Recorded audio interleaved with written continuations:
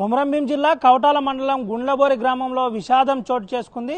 ప్రధానంగా ఈరోజు వివాహం కావాల్సి ఉన్న పెళ్లి కావాల్సిన ఇంట్లో అదే రోజు తన చనిపోవడం అందరినీ కలిచివేసింది. ముఖ్యంగా ఒకసారి వివరాలు కనుక గమనించినట్టుగానైతే తిరుపతి అనే యువకుడు ఎవరైతే ఉన్నారో నిన్న ఆ పెళ్లి పనుల్లో నిమగ్నమై ఉన్నాడు. పెళ్లి పనుల్లో నిమగ్నమై కార్డ్స్ కానీ ఇతరతర పనులు డిస్ట్రిబ్యూషన్ చేస్తున్న సమయంలో తనకు వడిదెబ్బ తాకిందని చెప్పినారు. అక్కడి నుంచి నేరుగా తిరుపతి కుటుంబ సభ్యులు అక్కడి నుండి కాగజ్నగర్ షిఫ్ట్ చేశారు. కాగజ్నగర్ ప్రభుత్వ ఆసుపత్రిలో వైద్యం అందించారు. అనంతరం అక్కడి నుంచి పరిస్థితి విషమంగా ఉండడంతో నేరుగా మంచిర్యాల షిఫ్ట్ చేసిన పరిస్థితి. మంచిర్యాలలో ట్రీట్మెంట్ పొందుతూ తిరుపతి నిన్న రాత్రి కన్నుమూశారు. ప్రధానంగా ఏదైతే ఈరోజు పెళ్లి కావాల్సిన ఇంట్లో అదే సమయంలో తిరుపతికి సంబంధించిన అంత్యక్రియలు జరగడం అందరినీ కలిచివేసింది, కంటతడి పెట్టించింది. గుండ్లబోరి గ్రామస్తులు కూడా పచ్చని పందిరిలో చావు ఏదైతే ఉందో అందరినీ బాధ పెట్టిందని చెబుతున్నారు. అటుపక్క కుటుంబ సభ్యులు శోక సముద్రంలో మునిగిపోయారు. అమ్మాయి తరపున వాళ్ళు కూడా